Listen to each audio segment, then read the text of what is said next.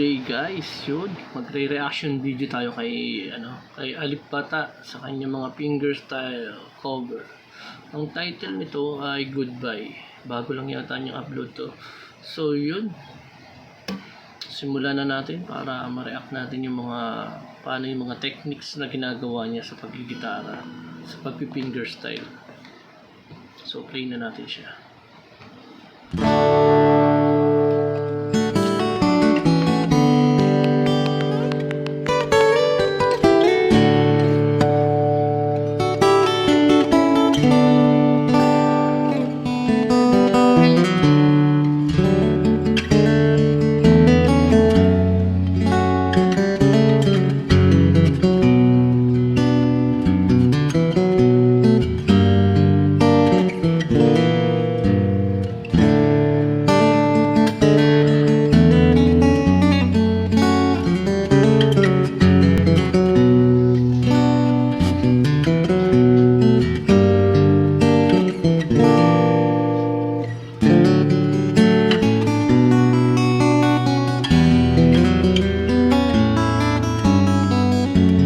Yun, nakinig nyo guys yun, napakahirap nun. Dun sa parting chorus na sa I wanna let you down. Kung hindi ko kayang gawin yun. Pero yung mga chords niya, kayang-kaya ko siya kasi madali lang naman siyang sundan. Pero napakahusay nung ginawa niyang yun. Walang yung kumbaga, yung adlib niya na isasabay kagad niya sa chords. So tuloy natin yung reaction.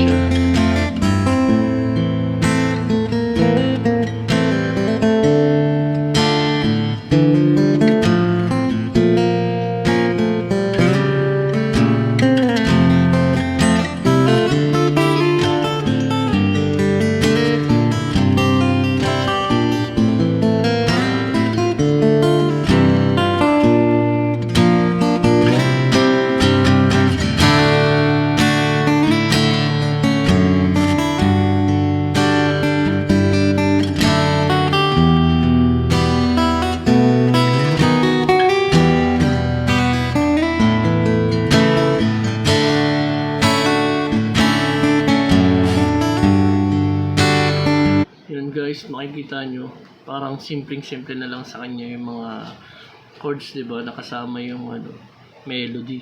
So siguro yung intro ko makikita ko sa inyo, sa kanya double string yung ginagamit niya, sa ako single string na ako.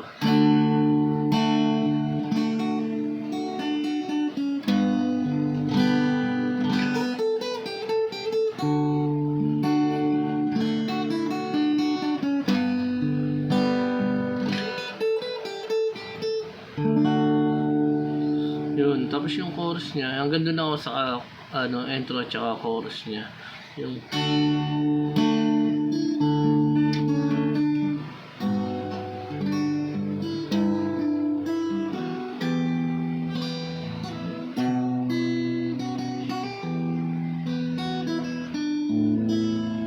makikita niyo yung difference na ginagawa ko sa ginagawa niya. Talaga yung kanya plakado talaga.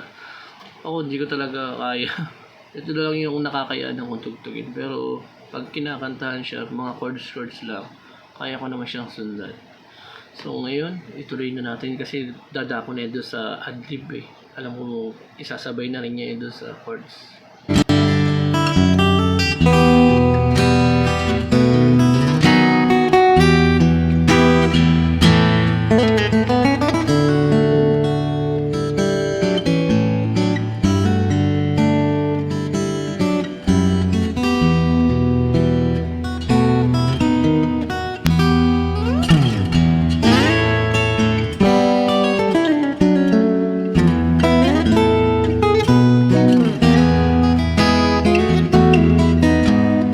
dito sa part na to kasi tumaas na siya. So tumaas na siya ng E. Dati galing siya sa yung chorus niya nag D. And dumaan siya sa bridge papunta sa E. Tuloy natin.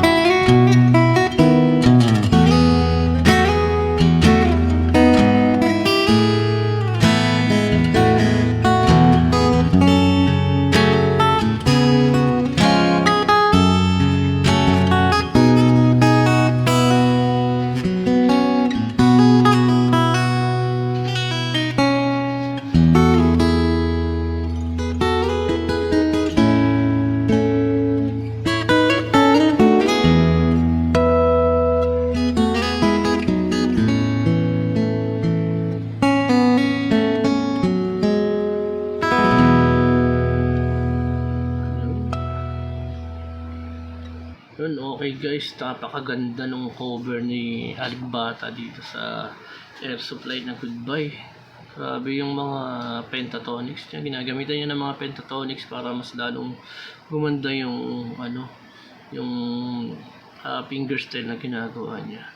Bukod dun, makikita niyo yung pagko-chords niya, napakalinis ng tugtog niya. Wala kang makikinig na sasabit-sabit katulad ng mga ginagawa ko. Sa kanya talaga, mga professional lang yung mga nakakagawa ng mga ganyan. Siguro araw-araw na nila pinapractice yan. So yun guys, dito na nagtatapos ang ating reaction video kay Aligbata. At sa mga susunod na video ko, please subscribe and comment below na lang po sa mga gusto mag-comment dyan. Mag-request kung ano yung mga re-reaction natin. At maraming salamat po sa inyong panonood.